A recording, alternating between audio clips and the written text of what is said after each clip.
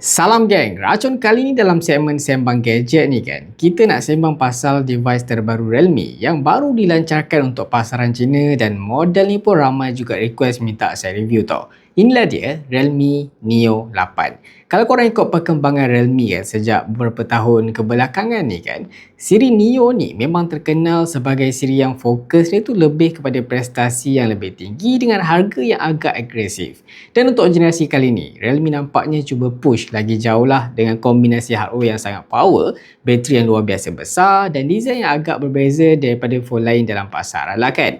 So, kalau korang dah bersedia, jom kita mulakan racun sekarang. Sebelum tu kan, sukalah saya nak ingatkan korang balik yang mana untuk segmen Sembang Gadget ni memang kita tak ada device sebenar tau. Kita hanya bergantung kepada live masa pelancaran dan juga website rasmi dekat China sana lah. Sebab model ni pun tak rasmi lagi dekat pasaran kita. So, korang boleh layan je dulu. First thing first, kita akan mulakan dari segi rekaan dia. Realme Neo 8 ni ada rekaan yang agak unik jugalah, yang mana dia menggunakan semi-transparent back design. Maksud dia kan, bahagian belakang tu, dia ada elemen transparent yang menampakkan sedikitlah komponen dalaman dia. Lebih kurang konsep yang sama kita boleh jumpa dekat Nothing Phone. Selain tu, Realme juga letakkan RGB lighting lah yang diorang panggil opening halo dekat bahagian belakang. Lampu ni kan, dia bukan sekadar hiasan lah. Dia boleh bagi notification effect untuk call, message, alarm, charging dan juga event tertentu dalam game. Yang menarik kan, lighting ni juga dia boleh react tau dengan gameplay. Contohnya masa gaming, dia boleh tukar warna ikut situasi dalam game korang tu. Untuk binaan pula, phone ni datang dengan beberapa pilihan warna macam Cyber Purple, Mecha Grey dan juga Origin White. Dengan modul kamera dia yang agak besar lah dan ada jugalah nampak futuristik sikit. Walaupun bateri dia sangat besar kan, dia punya thickness dia tu masih sekitar lebih kurang 8mm dengan berat dalam 215 gram je. Untuk frame pula dia guna metal, belakang dia pakai kaca dan ada juga rating IP68 dan juga IP69. Sekarang kita masuk dekat bahagian harapan tau. Yang mana kan kalau tengok balik dia punya spec on paper tu, panel yang diorang letak dekat phone yang harga 1,500 ni kan, dia punya kualiti tu dah macam phone harga 45,000 tau. Screen dia memang paling top lah setakat ni. Brightness dia peak boleh cecak 6,500 nit. Dekat bawah matahari terik pun korang boleh nampak skrin dengan jelas sebab ada feature 3,800 nit sunlight display. Refresh rate pula bukan 102, bukan 144 tapi 165Hz. Memang sangat-sangat smooth lah bila korang scrolling ataupun korang gaming. Satu lagi part yang saya agak suka kan, Realme letak macam chip khas tau. Diorang panggil Magic Touch lah untuk pastikan demi touch sampling rate tu boleh pergi 3,800Hz tau. Yang mana responsif dia tu memang sangat-sangat smooth lah, sangat-sangat laju, sangat-sangat respon. Sekarang kita masuk dekat bahagian yang paling penting lah dekat dalam phone ni. Of course lah prestasi dia, yang mana model ni dikuasakan dengan chip terbaru daripada Qualcomm. Dia bukan 8 Elite Gen 5. Dia buang Elite tu hanya 8 Gen 5. Tapi chip ni sendiri pun memang diorang direka ataupun chip ni direka untuk deliver prestasi yang sangat tinggi tau.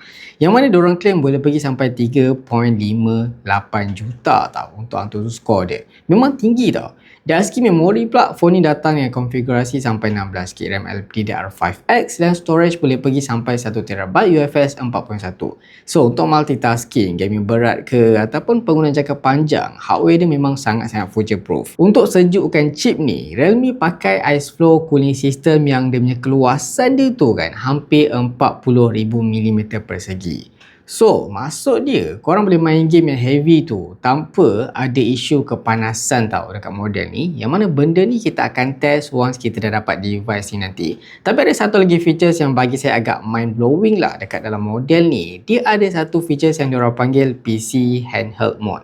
Benda ni dia bukan cloud gaming tau. Yang ni korang boleh install dan main game PC macam dari Steam tu secara native dekat dalam phone ni. Lepas tu kan, dia ada Extreme Performance Panel tau. Yang mana bagi korang overclock sendirilah dia punya CPU dan juga GPU macam korang guna PC gaming. Memang gila. Salah satu highlight terbesar lah yang kita boleh kata ada dekat model ni ada dekat bahagian bateri. Phone ni menggunakan bateri yang besar lah 8,000 mAh dengan teknologi silicon carbon yang buatkan bateri besar tapi phone tetap nipis tau. tau. Untuk charging pula dia support 80W fast charging. So walaupun bateri besar, masa charging tu masih boleh dikira agak cepat. Selain tu of course lah kan, ada juga bypass charging mode yang sangat berguna untuk para gamer. Okey, bab kamera pula macam mana? Sebab biasanya phone performance ni kamera dia biasa-biasa je. Tapi Neo 8 ni nampaknya dia macam nak memecahkan tradisi tau. Dia letak 50MP periscope telephoto. Dia pakai sensor Sony IMX882 dengan 3.5 kali optical zoom dan juga boleh pergi 120